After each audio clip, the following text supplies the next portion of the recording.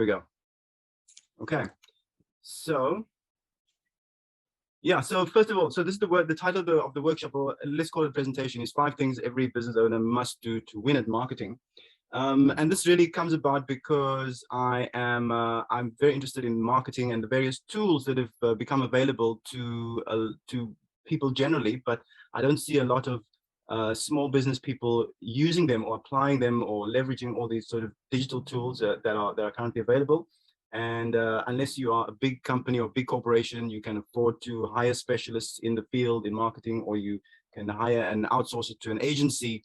Then you obviously are in the pound seat. You can actually maximize the use of these tools. So why I'm doing this is so that I can I really want to make small business people aware. Let's not call it small business people, but just business people aware of the potentialities of these new technologies that we have, and how they can be used. And more than that, there are also other factors that come into play, because a lot of the time we succumb to shiny object syndrome, and it's always the next new thing. And and then at some point people become overwhelmed, and they think it doesn't work, or they're jumping from one thing to another, and then they fail. So yeah, so this workshop is really just to give you a sort of a taste of what's out there and what's possible, but also how to approach it. Yeah, so that's what it's all about for me. Let's see. Okay, so this workshop is for you if you are a small business person. You've got some marketing challenges. You want to find a way to really, well, at least you want to know what it is that you need to do. It's also for people who are in the marketing space, who actually possibly have jobs as marketers or in the communication departments of companies, that want to improve their sort of all-around knowledge about marketing, or are interested in understanding where things are at and where things are going at this point. Yeah, let me go back quickly to that page. Let's see. It's very slow. Okay, so yeah, so who am I, and why should you actually listen to me and take anything I say seriously? Just a brief introduction. I'll try and go through it very quickly. It's quite extensive. I'm a journalist, an ex-journalist. I started way back in 93, 94. I worked in radio for a long time. That's me there way in the back there at P4 Radio. I think there's someone on this call who remembers, who known me from that time, Hilton. And that was back in the good old days at P4. This was a This Day newspaper, which was a Nigerian newspaper up in Johannesburg. Went on for about 2 years. It was a very good experience there. Some of my colleagues and friends, Sandile Dikeni, some of the Nigerian colleagues, Abdul in Santon. That was a really good time. And then that was me at Bush Radio in 2021. That was last year. I was doing a radio show on Bush and also on Cape TV. Yeah. And then also, I'm also a film producer. I kind of think I worked in the industry for a while back in the early mid 2000s. I think Isabel knows me from that time. Red Pill Productions. I was a partner in a film company with my girlfriend at the time. We made some films and some television around that time. I was also commissioning at the SABC for television. In 2016, I was at Doctors Without Borders. I think Leslie knows me from that time when I was working there as a field communications manager for MSF South Africa. And among the many things I did was make some films for them using my background in filmmaking. And yeah, so that was 2016. And then I was also sort of freelancing, doing sort of environmental films in 2017 with someone else in an organization called Rainbow Warriors. And then if you see me sometimes, if you happen to come across me on social media, you'll probably see me at some point in the music videos or films. I have some kind of secret career in music video and indie films, and sometimes in commercials, but I don't really talk about that too much. So that's a bit about me, but that's just to give you a sense that I've been in the communications business for a very long time, more than 25 years now, and many different guises, and I really in the last 3 or 4 years have taken a deep dive into the sort of the digital marketing space, because that's obviously where things are going. And in the last couple of let's say the last year or so, very seriously into it, in particular short form video content, which is one of my passions at this point. I've got a couple of clients that I service, and I'll give you an example. One of my clients is a food retail business at the market, Biscuit Mill Market. and I made some videos for him on TikTok, started his profile and all of that, and I got him to about 600,000 views on his videos in about 2 months. So yeah, so that's really where my headspace is at right now. But obviously, I have lots of quite other extensive experience also in doing other things. That was when we were Black season 1 and Triumph. Those are some films I did. My work at the African Climate and Development Initiative at UCT on climate change. That was also another project I did for MSF, which was a sort of a big PR campaign we did around HIV, and we took this mural is still there, faded now, 6-7 years later, but it's still there, and that's the part of the work that I did for them. And so that's me. So yeah, so let's get into it. The 5 things that you have to know, you should be doing, and if you don't do it, you don't do these things, you're not going to get anywhere. So the first thing is you have to develop a marketing strategy. It seems like that goes without saying, but a lot of businesses do not have a strategy whatsoever, and they sort of fumble along from day to day, week to week, and they don't actually apply their minds to what it is that they need to be doing to be getting the word out there to their potential customers, and also how to keep their name and their brand top of mind for their existing customers, who are always more valuable than potential customers. So yeah, so basically a strategy or plan, marketing strategy or plan, is really so that you know what you need to do, why and how, by when, and to what purpose. So it really is a document that needs to guide your activities on a day by day, week by week, month by month basis. You actually need to have a strategy. It needs to be flexible. But it also needs to really be, you need to stick to it. You know, it needs to have a plan with deliverables, timelines, and all of those things that you need to apply yourself to. Otherwise, you be fumbling around in the dark and not getting anywhere. So you need part of your marketing strategy must be some market research, and then that's really to understand what your business is, how it fits into the market, because unless you are actually some famous inventor or someone like Elon Musk who's really pushing the boundaries of invention, or patenting new technologies or whatever you're doing, you probably have some competition. Whatever business, whether it's making soft drinks, whether it is whatever your product or service is, you have competition. And so you need to be really clear about what it is that makes your product or service unique in the market, and or different from everyone else. What is your unique selling point? I know it sounds like marketing jargon, but that's really what you have to be clear about, so that you can really pitch and use your differentiating factors as a selling point in how you market yourself. And also, yeah, so that's one thing you have to do. You need to have a corporate identity. You need to have some graphic design or logos, some copywriting. You need to have, your corporate identity goes into the look and feel of whatever it is that you're doing. Your logo, even your name and your website and all of that. So your corporate identity, you really need to think about it and actually, come up with some kind of identity that distinguishes you, and that makes you, some noticeable in the marketplace. Then you need to consider in your marketing plan, your strategy, and you need to have your tools and tactics. How are you going to get the word out about whatever it is that you're doing? And that needs to include your website and events and PR plan. How are you going to deal with media? How are you going to pitch yourself to the local newspapers or the national newspapers, or any of the things? If you want to ask questions, I'm going to have a section for questions towards the end. We're running, the question of time. So, and then social media. So it has to, your marketing plan has to include elements of all of those areas in it, so that you can actually, activate or execute on those things. You need to set targets for your marketing. You have to say, well, this is what we're going to do. This is what we're going to do. And then actually reflect back on it at the end, and say, well, this is what worked, this is what didn't work, and let's refine this and let's get better. Spade, you wanted to ask a question, or can you put your thing on mute? Yeah, and then you need a budget for execution. Now, this is a lot of times where people fall down.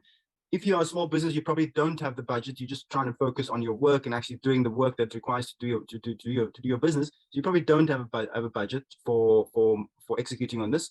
Your budget needs to pay for people and software and those kind of things. And if you don't have a budget, then you're probably going to take the load of marketing onto yourself and get overwhelmed. And so, you need to factor those things in. If you are a big company, you give this to your marketing department, they do all the stuff, you pay them, and they will, they've got their budget sorted out. So that none of this is any of your business if you are a big company that is in the space to afford this kind of thing. So yeah, so that's number 1 of 5. Yeah. The second thing is still moving now. Right, technology. Yeah. 2 of 5. You need to know your product, the position of your product or service in the marketplace. Yeah. Why is this important? Because you need to be aware of it helps you to become aware of who your ideal customer is, who your competition is, and how to outsmart them, right? If someone else is doing something that you are also doing, and but you are cheaper than them, or you're closer than them to a potential market, or you can do something in a better way, a different way, then that becomes your USP. But you have to understand how it is, where you fit into the marketplace. If you are cheaper than someone else, that's a selling point. If you yeah, so all of those things. If you do home deliveries of your product, if all of those things are factors you need to factor in. You need to do competitor research. That's absolutely important. You can do that by sort of, let's call it, spying on people. You can go and if you've got a stall at the marketplace, you can see what other people are doing. Is their staff better dressed than yours, or are they all in uniforms? Are they more hygienic than whatever you're doing? So that's the kind of research you have to do. You can also research what people are doing online. Someone else's Facebook page. What are they pitching that you can do better, or that that you are doing better than them, or that so that kind of thing. So you have to do that. So yeah, do research to understand your product or service position in the marketplace. It also will alert you to potential opportunities for growing, or new products that you can present onto the marketplace. One of the things you have to understand is that your product or service, every product or service, really is a solution to a problem that someone is having. If you want to get medical care overnight, in the middle of the night, and there's a 24-hour chemist or a 24-hour clinic, that's where you're going to go. So that's a solution to someone's problem at midnight when they've got toothache or whatever. So those are the things that's something that's very key to understand. What problem are you solving, right? And then the third thing that is absolutely critical for any business owner to learn, whether or not you actually do it or whether you outsource it to someone else, but it really will help you to succeed in the marketplace of ideas and products and causes, is really to learn customer-centric copywriting, right? Why is this important? Because so that you will know how to create marketing assets that appeal to people at the 5 different stages of the customer journey. And there are actually only 5 stages. There are people who don't know they have a problem and they don't know about your product or service. There are people who have a problem and they don't know about that they have a problem. They don't know that you have the solution, and so they're different. Basically, there are 5 different stages, right? And we can go into that at another stage, but just to understand that copywriting is really at the heart of any sales and marketing. Your graphics and your photos will capture attention, even your nice headlines, but it is the words that you put on the page or on the website or on the poster or the flyer that will persuade people to buy whatever you're selling, your product or service, right? Persuasive copywriting, and that it goes for everything. Email marketing as well, So, but really, you have to always start with the customer in mind, and there's a certain way that you talk about your product or service that you write about it that will attract them, that will keep them engaged, that will make them buy, and convince them to do whatever action it is that you want them to take, whether it's subscribe to your newsletter or any of those things. And so there's certain techniques around copywriting that you can apply. Yeah, so let's go to number 4. This thing, number 4. Yeah, so digital marketing. So one of the things that people often talk about is digital marketing. There's all this buzz around digital marketing. It's a very powerful sort of area. It's grown. They're absolutely amazing parts of it, but it doesn't work in isolation. It really does require also. I mean, I think one of the even better than digital marketing, when you combine it with traditional marketing, it's absolutely a powerful toolkit. So if you're doing public relations effectively and you're doing sort of media appearances, if you're on the morning show and then people go, I mean, I've heard people being interviewed on the radio and then they give their website address at the end and I go and visit the website, and I've never knew about them before. So if you have a part of your strategy, it really needs to be digital marketing, yes, but also incorporated with normal PR and traditional marketing. But let's talk about digital marketing quickly. Why is it important? Because it allows you to scale your marketing efforts to almost a limitless global marketplace for relatively little cost. It's leveled the playing fields. The internet has totally leveled the playing fields for people. You can advertise on Facebook, on Google, on YouTube. You can create ads for them and distribute them and pay for those ads at very little cost and reach millions of people. I've done some Google ads campaigns and YouTube ads campaigns, and that's absolutely amazing what you can do if you actually know what you're doing. Then also another element of digital marketing, or the other critical elements that you have to be focused on or be familiar with and actually fix if you're not doing it already, are things like your website optimization. How do you, and that includes, so you have your website, but website optimization is really what happens when people get to your website. Are they confused, or do they have too many choices, or is it too much useless information? What is the user experience once they get there? So the one thing is that there's how you drive people to your website, and then what happens once they get there, right? Do you have on your website social proof? Are there testimonials from your other customers about what a great service provider you are, how amazing your products are? Is that high up on the list of things, or is it even included anywhere on your website? Is your website optimized for conversion? To convert people into either buyers or subscribers, or to how do you capture them and their information? Then SEO, search engine optimization, is how you structure your website in order to be searchable or findable by people who are searching for whatever it is that you're selling. That's really what it is. It has to do with how you structure your text, your headlines. Do you label do you create alt text for your pictures on your images on your website? Are you doing that? Is it done? No, if not, then you're missing opportunities for people to find you when they search for whatever it is you're doing. Your social media platforms and trends. You need to understand what's going on there. YouTube, Meta, which is Facebook and Instagram, and also WhatsApp. There are amazing things happening on these platforms day by day, that business owners can leverage to improve their reach and their scale and whatever it is they're doing. TikTok and LinkedIn and Pinterest. Email marketing is absolutely critical. If you're not good at email marketing, you really need to figure out how that works and what it is that makes people, number one, sign up for your list. Not only sign up for your list, but then also engage with your list. Do they respond to you when you send out an email? How are your subject lines capturing them? Are they, do they want to open your emails? And there are obviously techniques and tools and tactics that you can use around that, to increase your open rates and all that. And another critical thing that is also quite big in the email marketing space is automation. How can you automate all of these processes, because you do not really actually want to be sending emails out every day, or trying to figure out what it is, what's the next step of the emails, when do you send out another email. You can actually automate your email marketing to a large extent, which is you write up your emails and you send them out, that you schedule them to go out at certain periods over a number of days, and and there's a certain purpose to every email that you send. You will also understand that if you're in business, there are actually only 3 types of emails that you can send. Most business emails fall into three different categories that we can talk about again at another stage.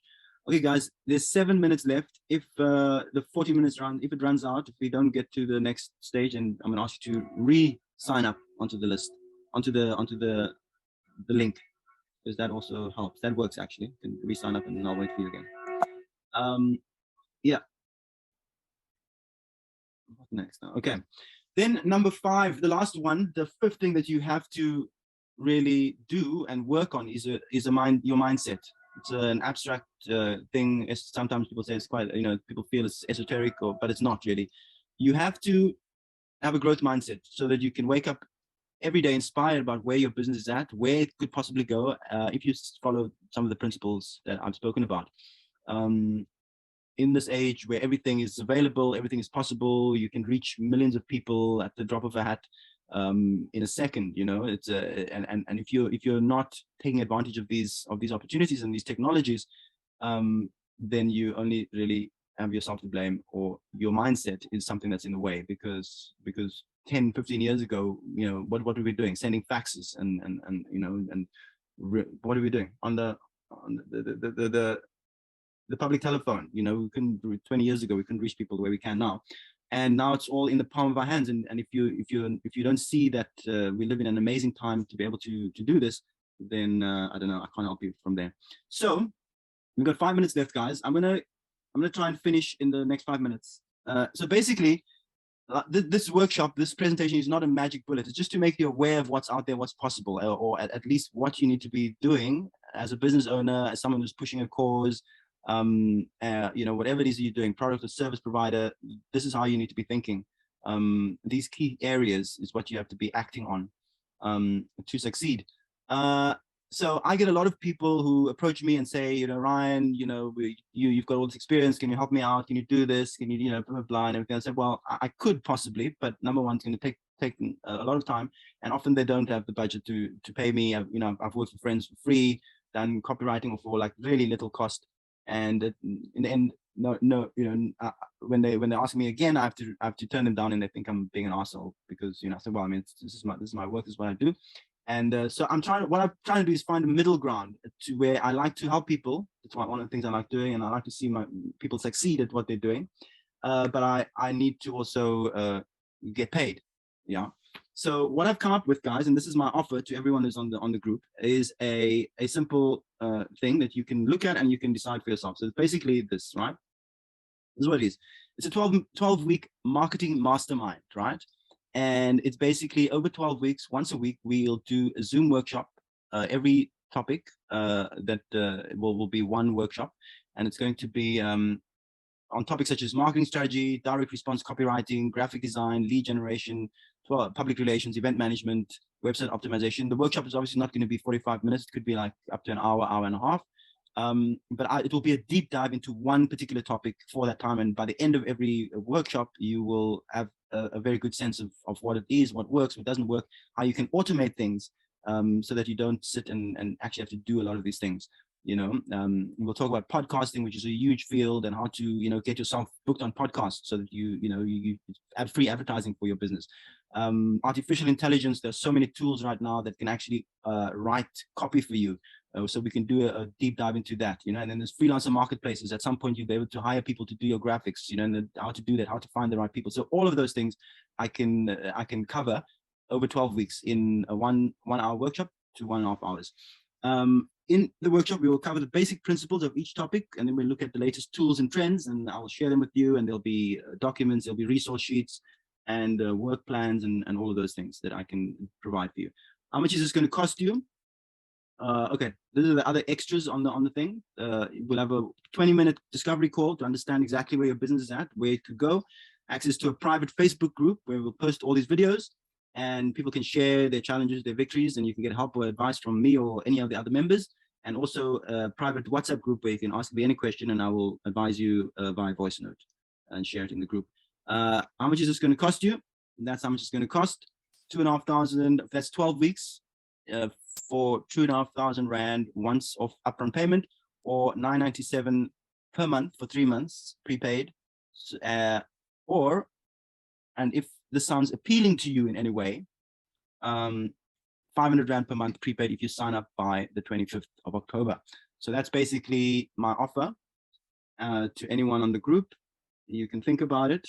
There's a minute left. And so, yeah, so that's really it. So you can basically have me and my services and my research available, sort of a marketing manager on call at the drop of a hat, and a private group for that price.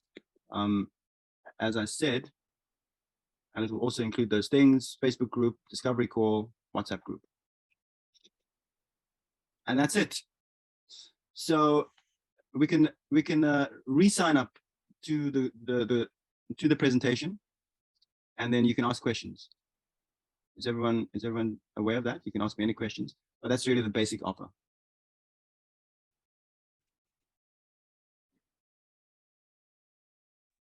What time of day will the sessions be, Ryan? Okay. I see all the questions. It's going to go